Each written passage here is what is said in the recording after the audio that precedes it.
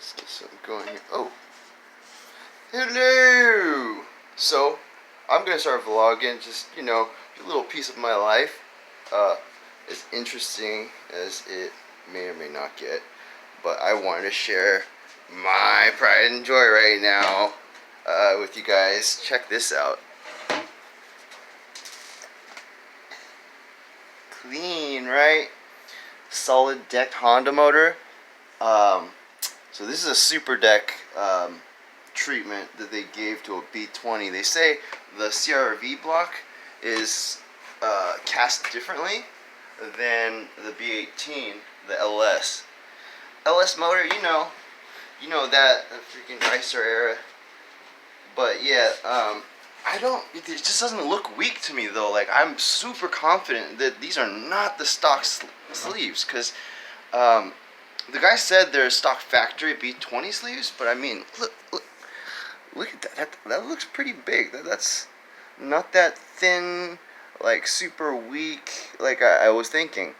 I mean, what they did here was they machined out the water jacket, where the edge is, so that it's wider to hold these this brace on the top, and they smashed it in there. They smashed. And aluminum actually conducts way better, so like that's why it's good that we have this on the outside. That's what a dry sleeve is, people. By the way, people don't know the difference between a dry sleeve and a wet sleeve. A wet sleeve is the whole damn thing. They mill away all this. They scrape it all out of there, and they slap that in there. A dry sleeve, and this is actually happens more often than people think when they do an overhaul. Usually it's like one material in here, right? So they'll mill it out so that it's wide enough to where they can slip in just a simple sleeve. It's just a cylinder, a hollow cylinder. But they'll put it in like dry ice or something so that it'll contract and tighten up small. And it's still a tight fit too. It's funny. And then drop it in and wait, and it expands out. And then it's solid in there forever, hopefully.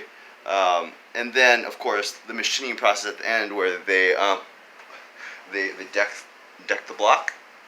So there's kind of like there's the rough part, and then they kind of like higher resolution at the end. I guess would make more sense for you people.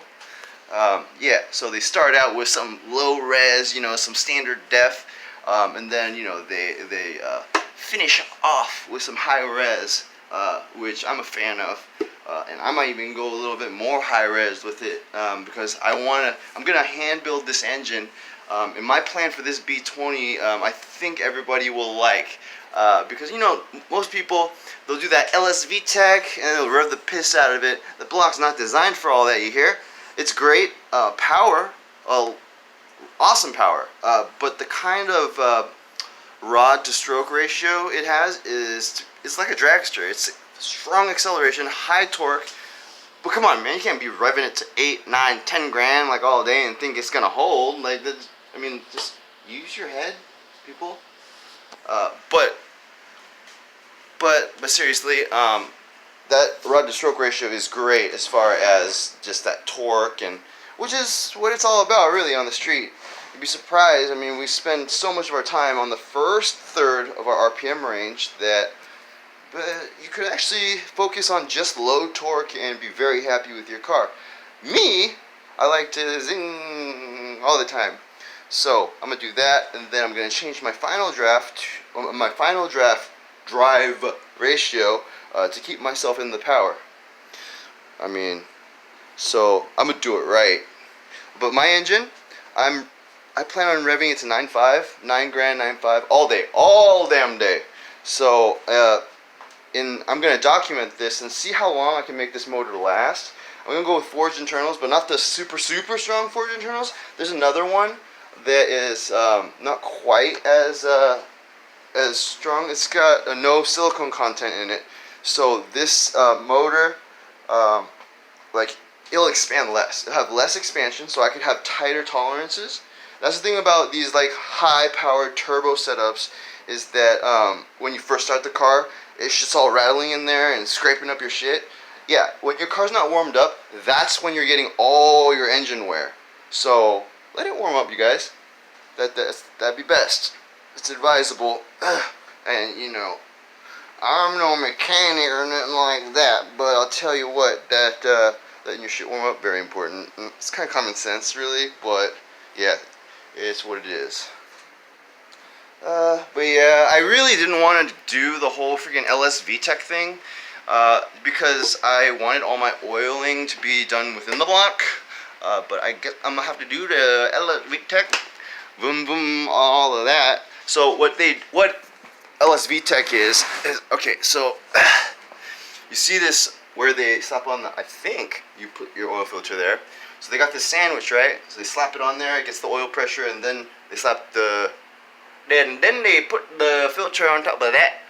Yeah, but that sandwich has a hose coming up out of it.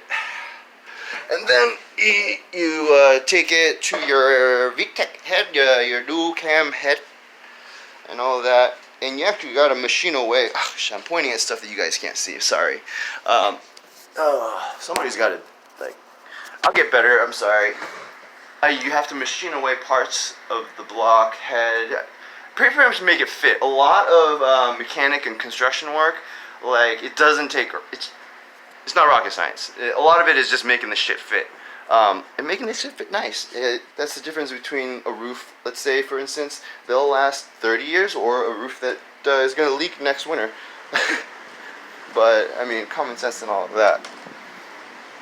Anyhow, I hope you guys enjoyed my rambling. If you like it, let me know. Give me some feedback. If you think I'm stupid, tell me to shut the fuck up. Alright, later.